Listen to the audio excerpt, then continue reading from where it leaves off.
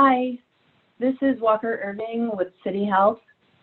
Thank you for joining the webinar this afternoon. We are going to get started right around 2 o'clock. So hang tight and we will begin the webinar shortly. Thank you all.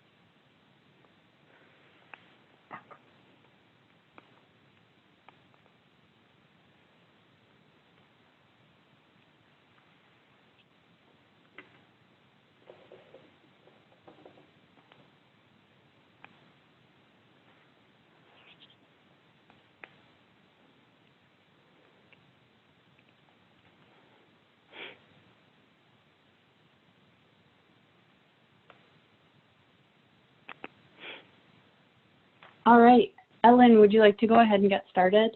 Yes, please. All right.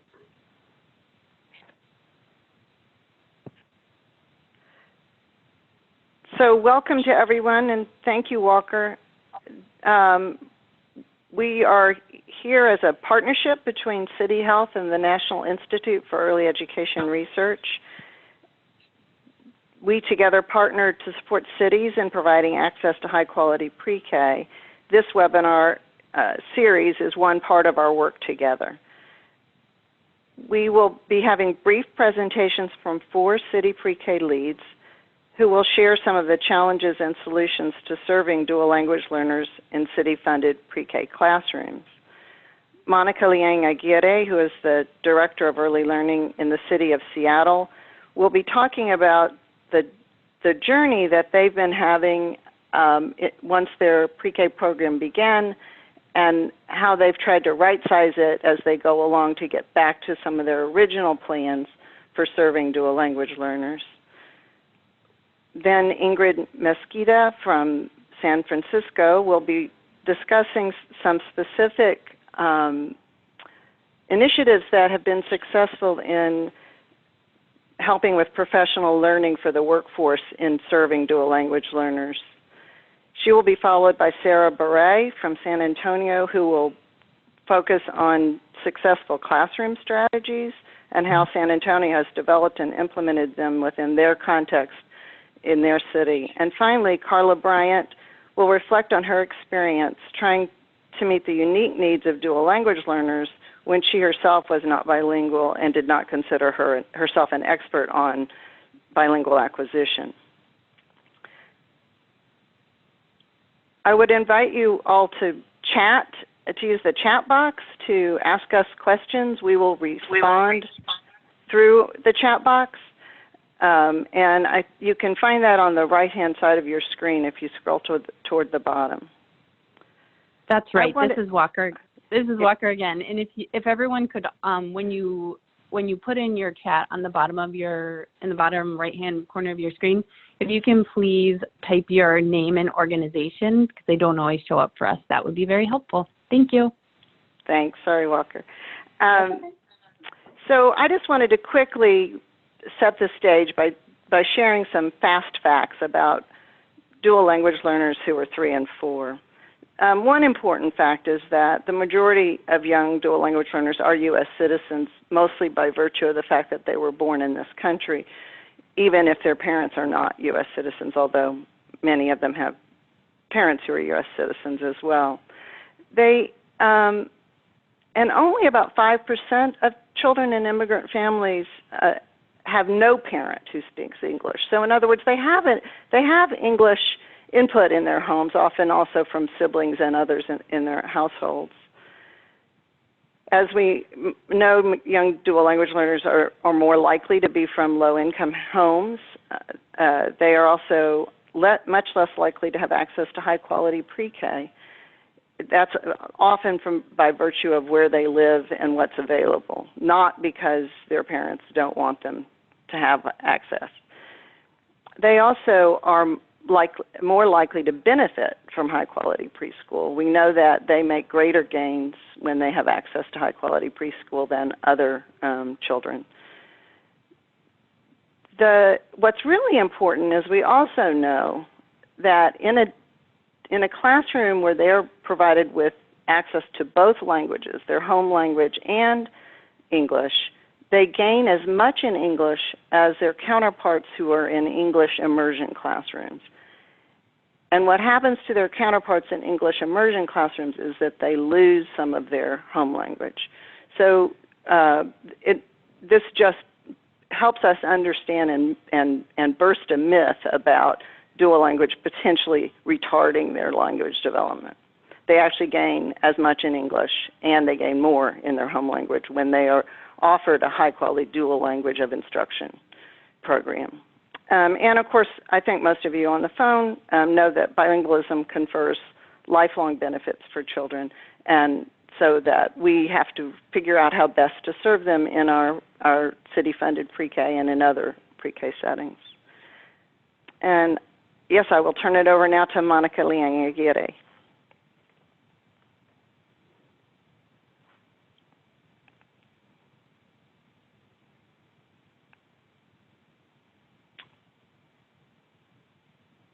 Is Monica on mute? Yes, I am. Sorry. Can you hear me now? Good morning, everybody.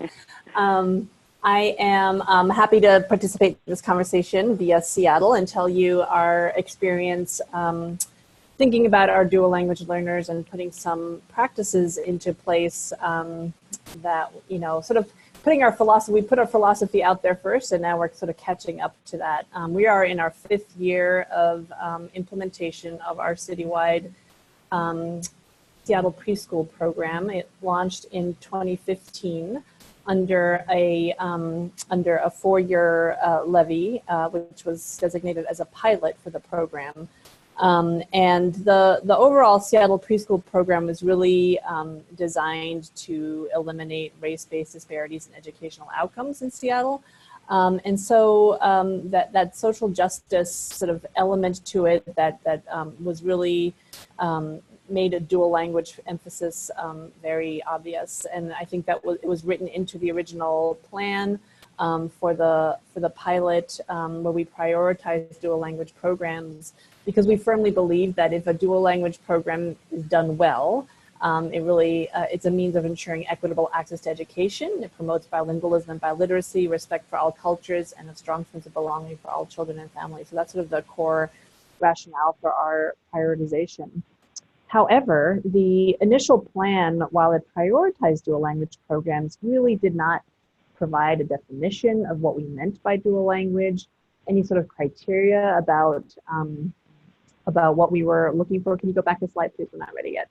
And then also it didn't have any additional funding. And we also, you know, we all know that dual language programs are more expensive, more costly. They require additional resources.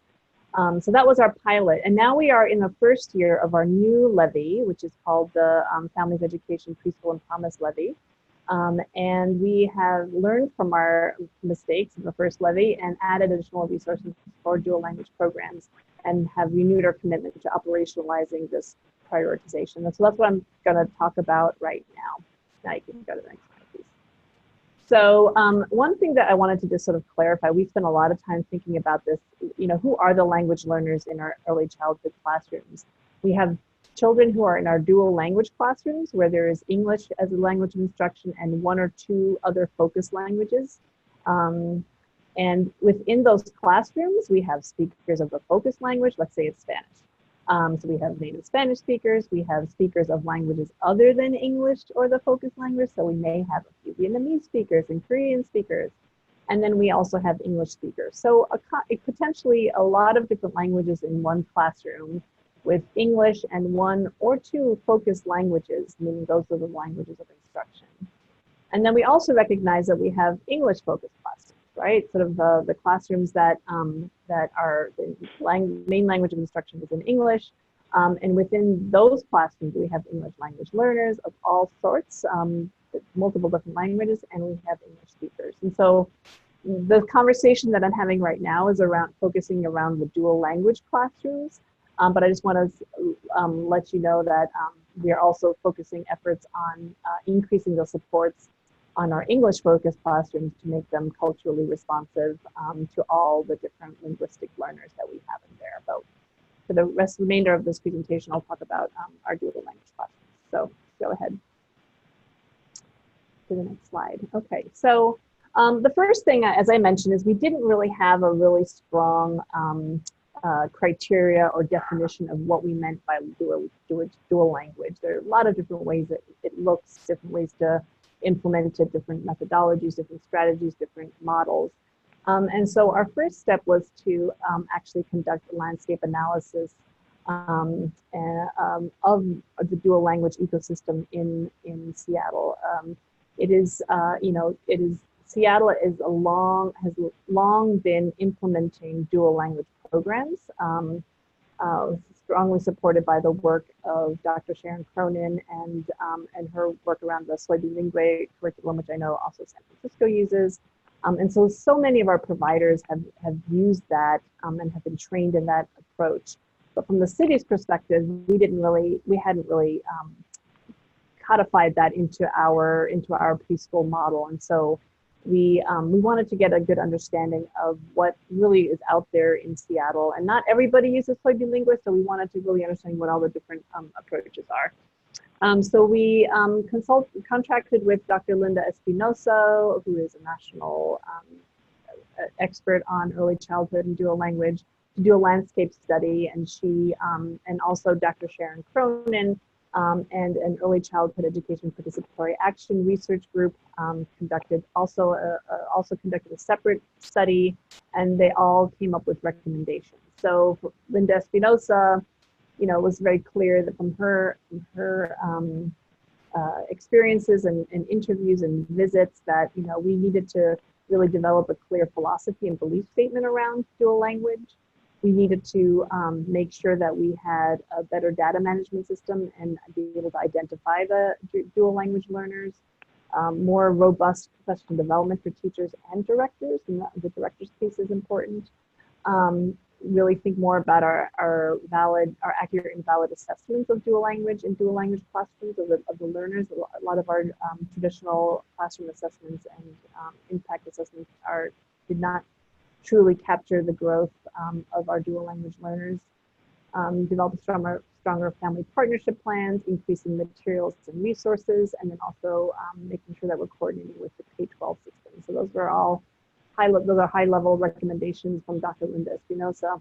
And then Dr. Sharon Cronin's group also had several recommendations within 10 areas. And you can see that they're very broad reaching. And the first one is around really thinking about dual language programs on Duwamish land, so thinking about indigenous languages and heritage languages in that respect, and language restoration, which is something that some of our programs actually address.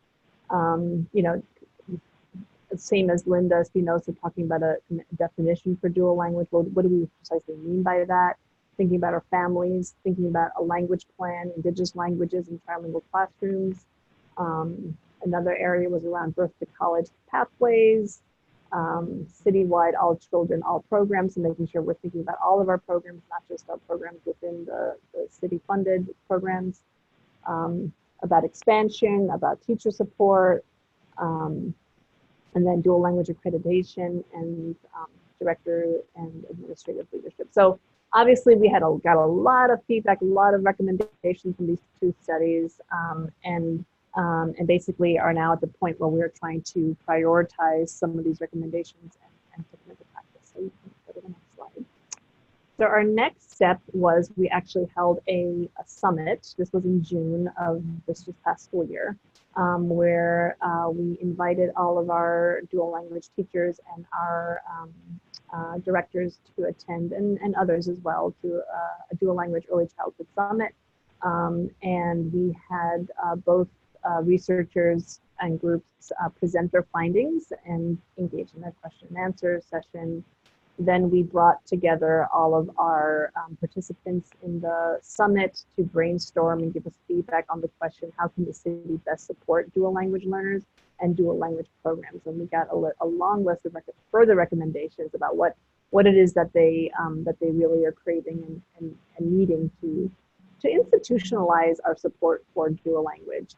And then we also provided individual workshops on instructional strategies, power in language, et cetera, just topics related to dual language. So it was a 2-day seminar that was really successful in sort of re-energizing this commitment, and us being able to publicly state to all of our providers that we are renewing this commitment and promise to institutionalize the support that we have talked about theoretically for dual language programs.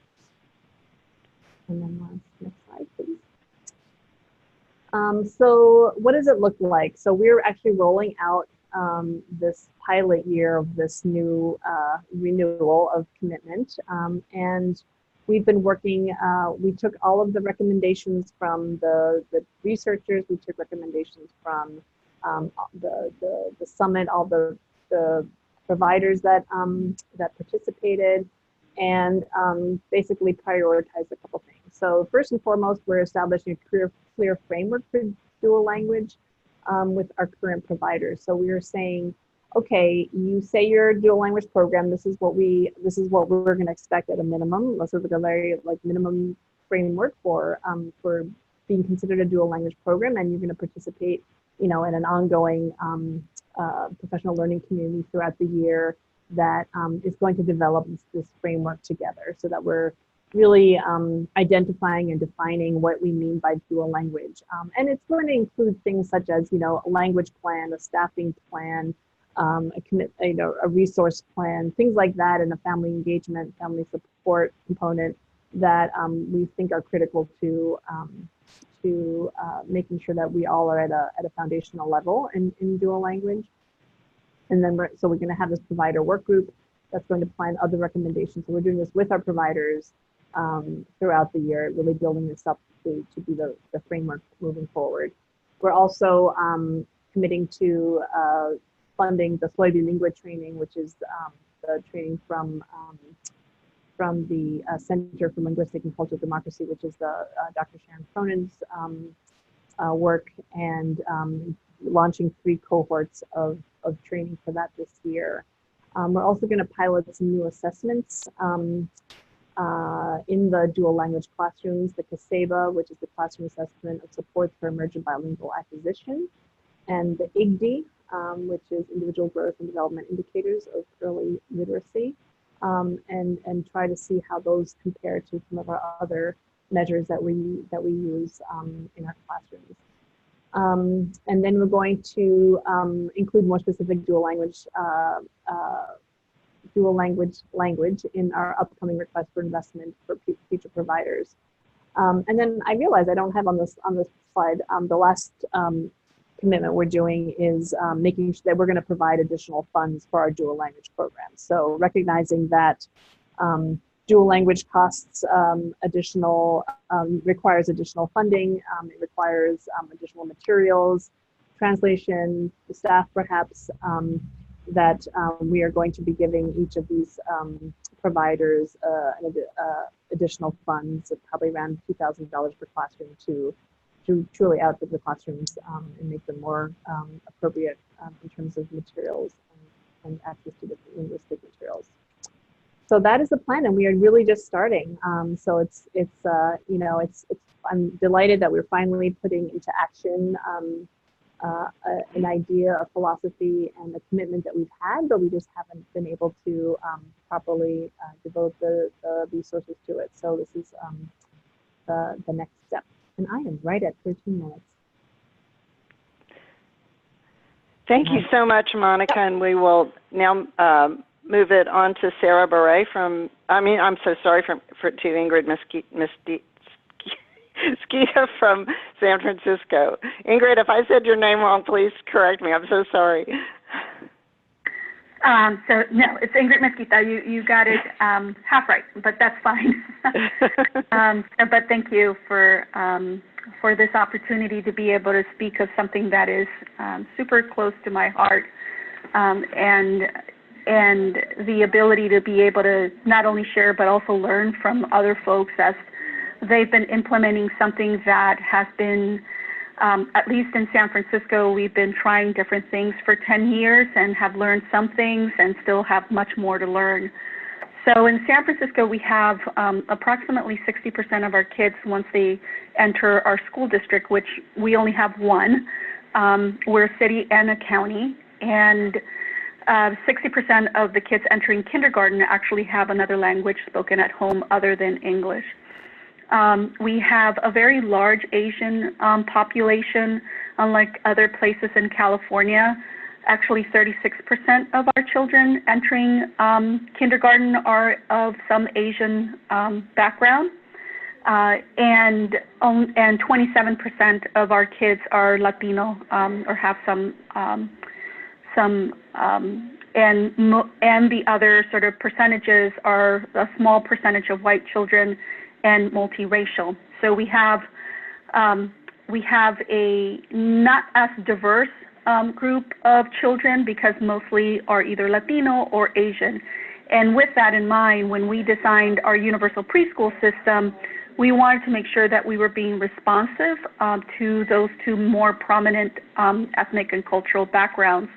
And so, and because we also see our system around preschool is about creating opportunities, we wanted to make sure that those opportunities were going to be not only made available as in terms of access, but also increasing the quality of children already enrolled in preschool. And so we set off on a, I would say, a quest to making those two things possible, and they can be, because we also see that there's, obviously we don't have any positive outcomes, children's outcomes, without taking those two things in mind, making sure that the access is there, but the access that kids are accessing is of a quality preschool education.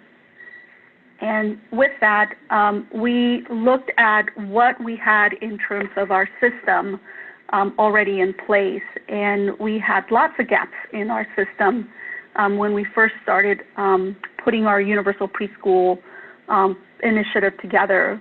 One of them was around the area around not only professional development, but also higher ed, and also the assessments that we were using, whether they were classroom assessments or whether they were assessments for children. And so we ended up having to look at all of those areas around how we could be responsive, one, in making sure that they were aligned, but the other is we wanted to make sure that we were aligning them to things that were appropriate. So our lens has always been about systems change, and with that systems change means that we have to change systems, and sometimes that can be uncomfortable when you have this certain tension about what things have been done in the past, but yet they need to change in order to be responsive. So how do I advance to the next slide? Walker will do it. And it happens magically. There you go. Okay. So as I was saying, we went on this quest of making sure that we were doing alignment, both internally, meaning within the preschool for all system. It is part of a diverse service delivery. So we have school district preschool programs, we have Head Start programs, we have state preschool, and we also have family child care within the universal preschool system. And we needed to have a horizontal alignment across all these different types of settings. And one of the areas of focus was around dual language. So what we did is we made it a requirement for all teachers, regardless of what setting you were in and all teachers, meaning all teachers in every classroom. So it didn't matter whether you were an assistant or a para, you had to meet this requirement, where we had to make sure that people had at least a baseline knowledge around dual language. And so when you came into Preschool for All, whether you had that already as part of your coursework, and if you didn't, then it was required as part of the participation in Preschool for All. The other is because higher ed wasn't and isn't still designed to support bilingual education in terms of teacher prep. We ended up having to fund a BA, an undergrad program at San Francisco State University that focused on dual language, and I'll talk a little bit more about that in the following slides. And for those teachers that already had some basic knowledge around dual language, we also offered in-depth trainings that took dual language beyond just a beyond just the general knowledge, and making sure that we were instituting a practice that was going to be sustainable. And of course, we also had to look at our TA system, our entire TA system, professional development system in San Francisco, as well as the assessment system, which includes, again, child assessments, but also includes external assessments, which are required of all classrooms for their participation in Preschool for All. And so we started several years ago with partnership with Head Start, with a very small federal grant that they received. We partnered with San Francisco State and Dr. Shannon Cronin from Washington State. San Francisco State University is our only university in San Francisco, public university, and we were not surprised, but a little disappointed, and this is why we decided to fund our own, that San Francisco State did not offer anything around bilingual education or even dual language, or none of it was in any coursework, not even at the community college level. And so we had to make significant investments to get this coursework on the books, both at the community college level, but also at San Francisco State. And this is not a triumphant story, by the way. This is a little bit of a little bit of tragedy in this story, because we did partner with San Francisco State, but as soon as that very small grant, which, by the way, the majority investor was the city through Preschool for All, once that funding ended, the commitment from San Francisco ended as well.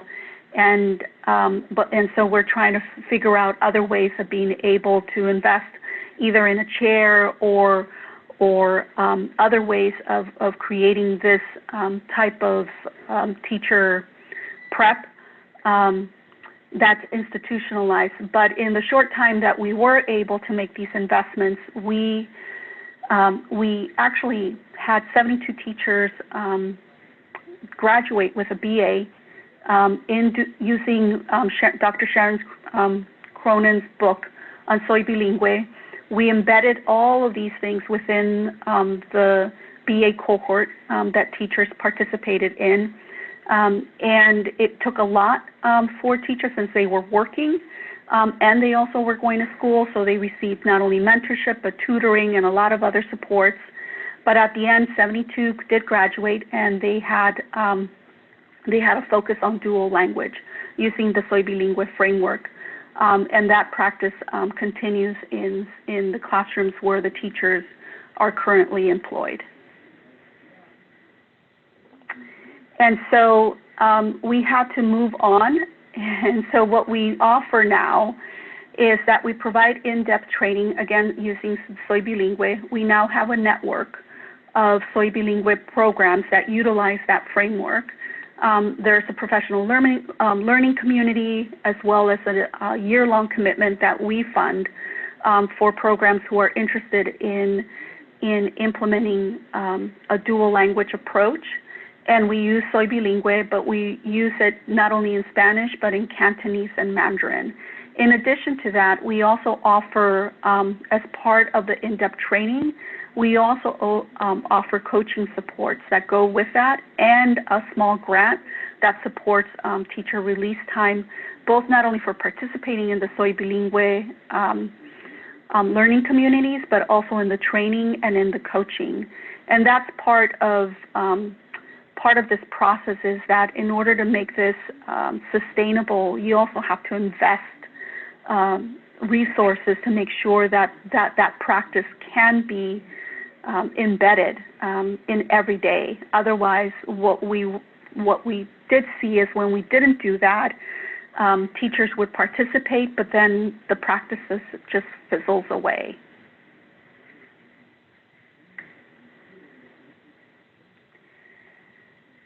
And as I had mentioned before, an area that we also had to look at was also our assessment system.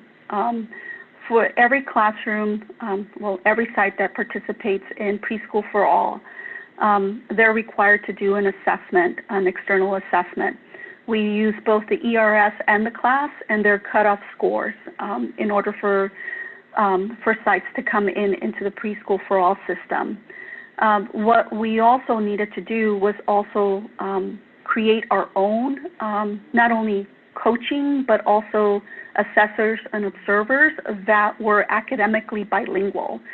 And that's another issue around sort of the helpers and the support systems that we have, not only in professional development, in higher ed, but pretty much in every sort of system that touches early learning, is that we don't have, or we haven't cultivated enough people that really have background in dual language. And, you know, we were able to see this when we were doing, in the very early years, our ERS assessments.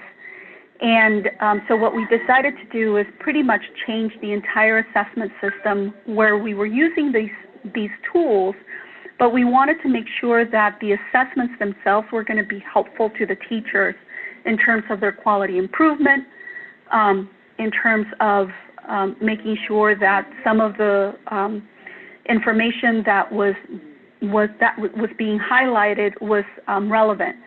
And so what we do is that we require all our TA providers, whether they're assessors, whether they're trainers, or coaches, all of them must be bilingual, and they have to be academically bilingual as well. And so we provide coaching to the sites who are part of Soy Bilingüe, so that coach has to be part of that training, that 5-day training. We've used the Kaseba before, and the Kaseba, we used it to actually, we even tested it, pilot tested, for languages other than Spanish. And it's a great tool to be able to be reflective on, especially around the areas around any language development that is happening in the classroom. But it's very helpful when it comes to what kinds of artifacts you have in the classroom and how that's being supported. And so the trainers and the coaches have to also be trainers around Soy Bilingüe if they're going to be coaches in those classrooms. And all our external assessments are actually conducted in the language preferred by the teacher.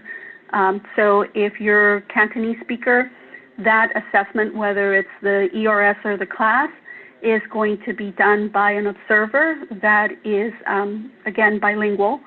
And two, that you're actually going to get those assessment reports in Chinese. And that's how we do all the assessments, also in Spanish as well. Again, these tools have to be meaningful.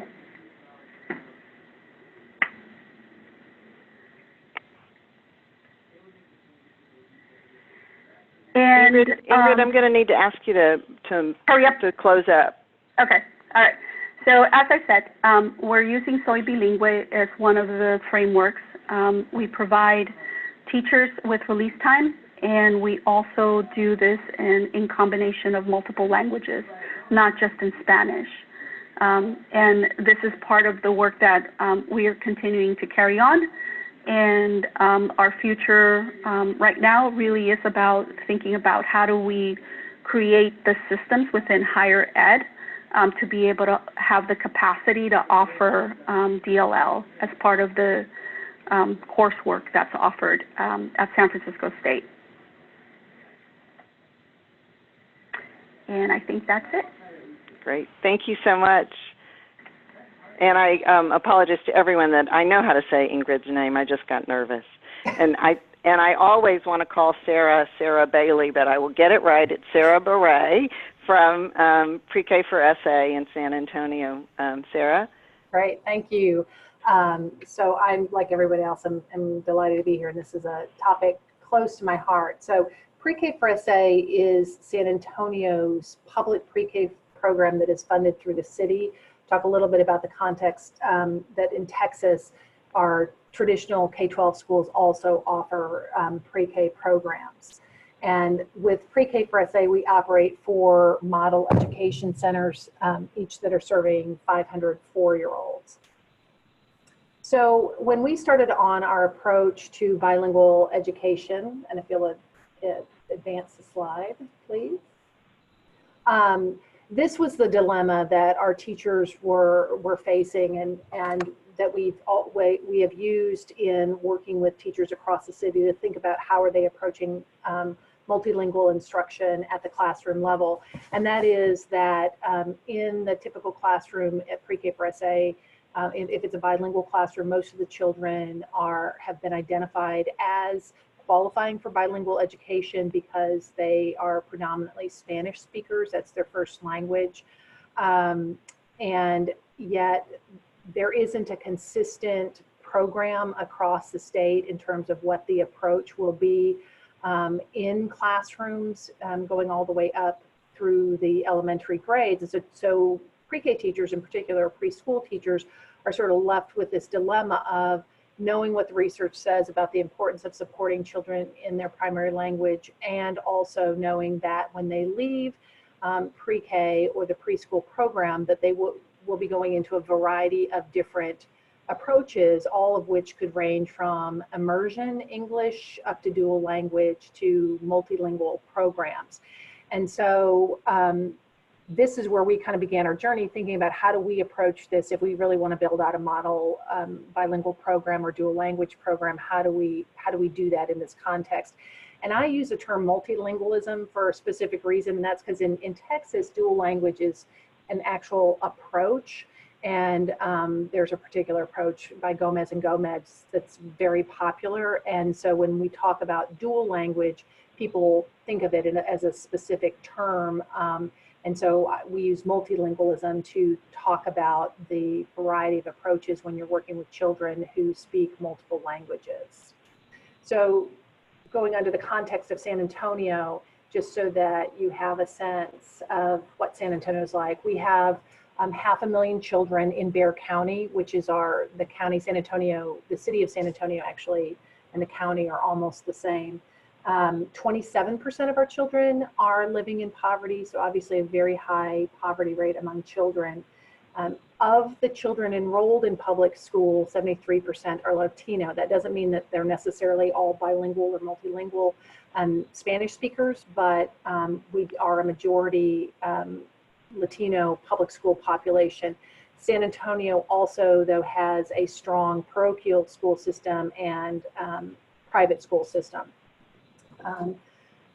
11% of our children qualify as multilingual learners, and that means that they, based on an assessment that's conducted at the school districts, they meet the state criteria. We actually have a higher percentage of that than that of children who actually speak multiple languages. But if in Texas, if you are proficient in English, then you do not qualify for bilingual education.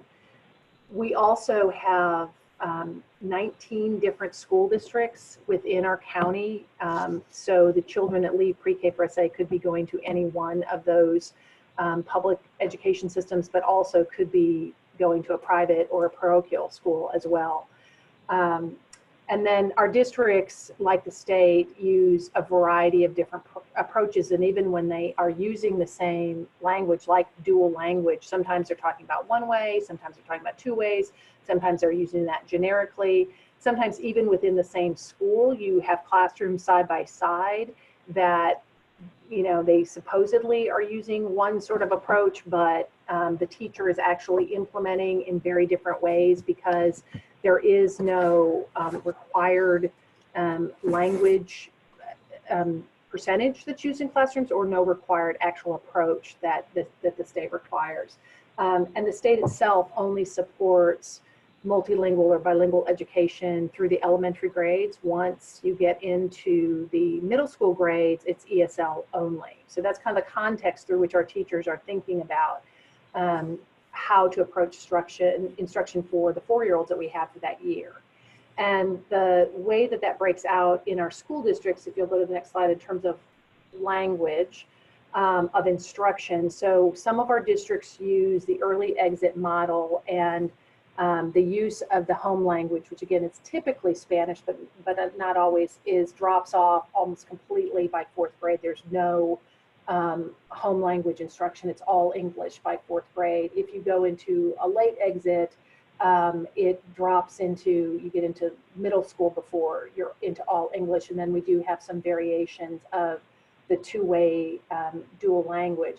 One of the challenges that we are seeing with the two-way dual language is that, quite frankly, a lot of the motivation for that is so that monolingual English children can learn Spanish. And so we're seeing some times where classrooms are really set up that the multilingual learners are sort of, and I use the word, sort of props or instructional approaches that really are more beneficial for the monolingual English than for the multilingual learners. And so those are the kinds of the context through which we're working with our school districts, but also trying to prepare children and families for these multiple models that are operating within the city. So having said that as a context, so our approach at Pre-K for SA is to really focus obviously in the classroom, but also think about as a school, how we equip parents and at a systems level.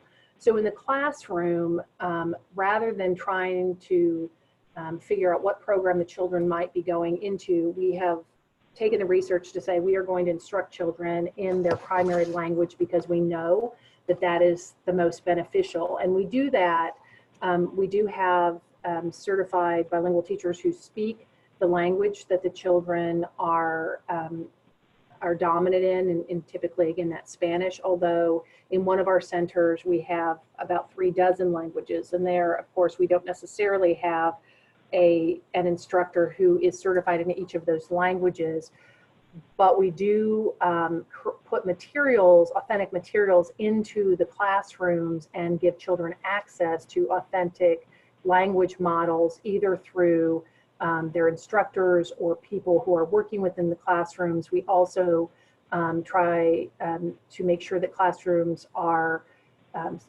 the materials that are put in there, whether it's books or the actual,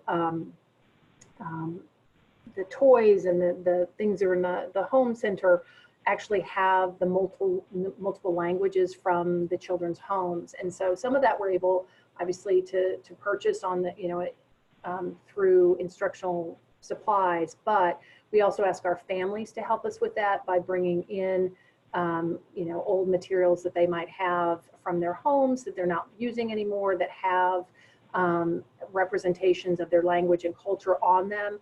We also use an app called Bloom, which allows families to tell stories, and then we can translate that into different languages that we create libraries for them, for the children, so that the children have access to actual materials that are in the languages that they're familiar with.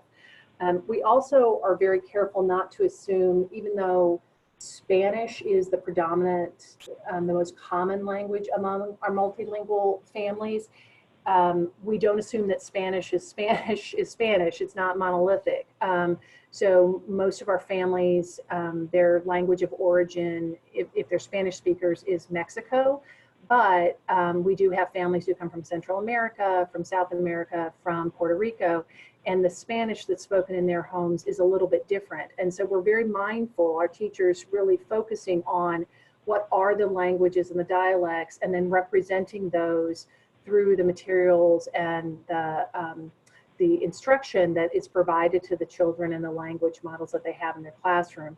But we also do a lot of work with the families to help them understand the system too, and for us to understand what are the families' language goals and understandings about what they hope for their children, what they want for their children, and how that intersects with what the school system, both at pre-K for SA, but also as they go up into the K-12 system, what that looks like. And we help them to understand what are those key junctures within the school system where they'll have to make some decisions about language instruction for their children and about how they can support them and where they can be advocates for them. And then of course, part of our work is at the systems level to think about how do we equip leaders within the school system and also policymakers to create those systems that support multilingual learners in an authentic way from the earliest years up into and through not just elementary school, but up into their secondary education. So so that's what we do within our own centers. But then as we move out into kind of our takeaways when we work with district leaders and teachers across the city, because that's part of our work too, is helping classroom teachers to know the research and to keep up with the research on multilingual education and what makes sense and how does that fit with the research on that we know about early education and the importance of the brain development and how critical language development is in the earliest years. And then also, how do you keep the students' interests at the center of the work and in all your decisions that you make. And that's really harder than it sounds. We have lots and lots of conversations, particularly when we have children who are not necessarily dominant. They aren't dominant in either language. It's very common in Texas for children to have sort of a mix or both English and Spanish that they use interchangeably. And so trying to decide what makes the most sense for the language of instruction and how do we support that. And then how do we help parents understand that? And then also working with across school systems, because we have 19 different public school systems within the city, helping them to have conversations with one another, because our children, our families move. Oftentimes within our systems, the schools are making decisions based on their own district, not necessarily thinking about the movement patterns among our families. And we know that our families, for lots of different reasons, move across district boundaries, sometimes frequently, sometimes more than once a year. And so how then do we have these conversations where we've got children moving from early exit to two-way, dual language to back to late transition. So all of these different pieces, and how does that affect the learning of our children? And then also at the systems level to really look across our city at what's happening with our children who are in multilingual classrooms, because it's very common that children in multilingual classrooms have less qualified teachers, they have fewer resources. And so how do we as an organization shine a light on that and really track that and help to change that reality that unfortunately is all too present in most of our in many of our classrooms, not just at the city, but also at the state level, because so much of the education policy happens at the state level. And so how do we make sure that we're advocating when the state legislature is in session, and how do we help our parents to develop the skills and strategies? We often take families with us to the state legislature to help the policymakers hear from families who are experiencing these different policies that are being enacted with their children, not just at the pre-K level, but all the way up the system. All right, I'm gonna stop there. All right, thank you so much, Sarah. And now we'll move on to Carla Bryant, who is currently a consultant with NEAR and this City Health Project, but was formerly director of preschool for the San Francisco schools, and before that worked in the mayor's office in Seattle. Thank you, Ellen. In fact, thank you, Monica, Ingrid, and Sarah. They shared with everyone some ideas about how you could possibly implement a program. What I'm going to talk about is a little different. It's really about how I had to journey through being a non-expert and a non-multi or bilingual speaker to be actually supportive of the system work that was going on in both of these spaces. I have to share that there was a lot of discomfort on my part. I worried constantly about saying the wrong thing, not using the right terminology. I'll quickly share with you a story of me talking to a person, and I can't remember if I used the word dual language versus English language, and I had a person spend 10 minutes really explaining to me about how I was using the wrong terminology. So I became very conscious of knowing my space, that I didn't have that expertise, but I was in the role of having to implement and partner with people who were implementing a program. So I'm going to share with everyone my context in which I had to work within, but also some solutions as to a non-expert can do to actually move this work along so we can move it to a systems process. Next slide. So here's some context. I worked in a district that was under a consent decree around how they were educating English language or dual language speakers. And this consent decree had been going on at that time for 30 years. And they were charged with coming up with a plan, which was called the LAO plan, to address how they were going to actually serve English language speakers. So here I am sitting in this ongoing meeting in this process where a district is being charged with not only what must you do this program, but this program must meet some very specific tasks as been described in their consent decree. So that was my internal work that I was doing in these meetings, trying to understand the plan. And I will tell you, the plan had a 44-page document, which is the English Learners Program Guide, with all these different pathways. So this is one district, 44 pages of how they were going to address this plan. And here I sit as a non-expert. In addition to making sure that I understood the external lay of the land, I also was working with Ingrid with understanding the external, the partnership with PFA. How could I help support building this system process? In addition to the PFA, we had other external partners. We had partners who worked in private childcare centers, or also who were also part of PFA, who had their own bilingual or dual language pathways. So I'm just trying to figure out how can I, as a good ally, bring some alignment in two different directions, moving up into the K-12 world, but also with my partners in the pre-K and the pre-K world, as a non-person, as a non-expert in this process. So I was able to find some solutions, and that's my next slide. And the solutions were, I had to spend a lot of energy with the experts working on, what do I say? How can I support this work? And how can I support it in a way that doesn't hinder what you're doing? So with the experts, and we had experts, I will tell you, I'll never forget this meeting where we had experts in the district disagreeing in the meeting.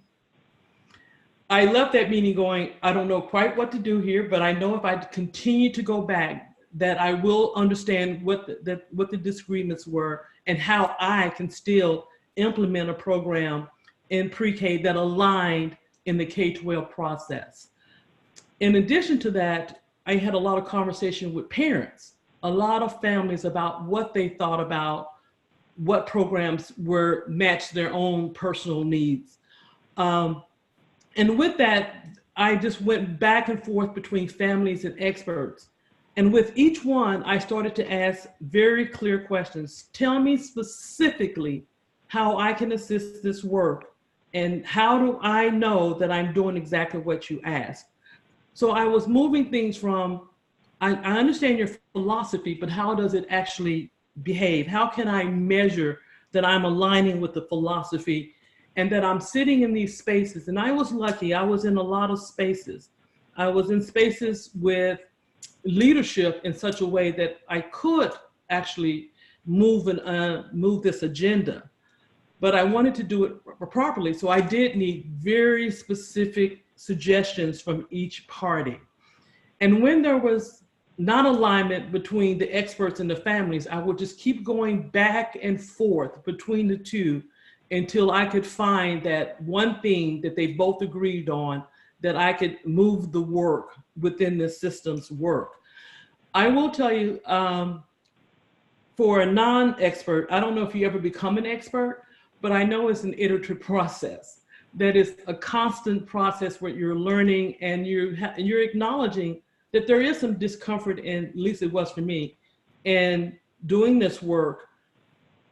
But you can do this work, and you can do it in a way that actually moves the agendas of your community. I would say when we, and Ingrid spoke to this, the different things that they were working on with San Francisco State, but also with the school district. And I think that that work, because we agreed to go back and forth and agree to disagree, or to agree to just, let's do this one thing and then let's move to the next thing, that the work had moved forward and that it is being implemented in a way that is respectful to both the families and acknowledges the expertise of the individuals who brought this to the table. I don't know, I hope this added a little bit, but I am real clear that to move this systems work, the non-experts and the non-dual language individuals have to be willing to weigh in and figure out how they can actually add to the work based on what the experts in the family say they should be adding. Thank you. Thank you so much, Carla, and thank you to all of our panelists. I feel like all four of you provided some real inspiration to do the hard work, because that was clear across all four of your presentations.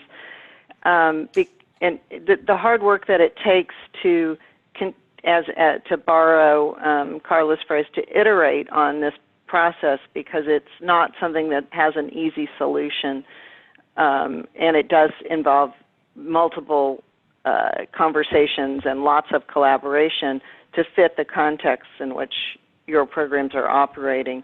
I think it's been, as a former state pre-K specialist, I am frustrated by the lack of movement and policy in this area, and I think cities are showing some real bright lights in moving this agenda forward. Walker, if you could put the last slide on. So we want to thank you for attending our webinar, and again, very, very grateful to our presenters. The slides will be posted at near.org, and if you have trouble finding them, you can contact Walker, who I know you have her email address. The next webinar in this series will be Challenges and Solutions to Growing a Highly Qualified Pre-K Workforce, and we will be focusing on how to develop a highly qualified teacher pipeline, and with issues such as recruitment and preparation, and exploring working at the city level again, working with institutions of higher education and other stakeholders on salary parity, teacher certification and licensure, and assistant teacher recruitment and development that can help turn on the spigot and plug the leaks in the pipeline. That will be on November 12th, Tuesday, from 2 to 3 Eastern or 11 to 12 Pacific. And we look forward to having you on our webinar then. Again, if you have any other questions or comments for us, I think, Walker, is that fair to say they can put them through to you, or I'm Ellen Freedy at the National Institute for Early Education Research, which I'm pretty easy to find, but it's efreedy@near.org, so feel free to send any questions or comments directly to me as well. Yeah, I'm happy to field those questions. So if people think of things after the webinar, feel free to get in touch. And Ellen will also be sending out a link to this, to the webinar after, probably tomorrow. Oh, perfect. Great. So everyone will receive that. Great. Well, thank you all. And we look forward to seeing you, or having you hear from us on November 12th. Thank you.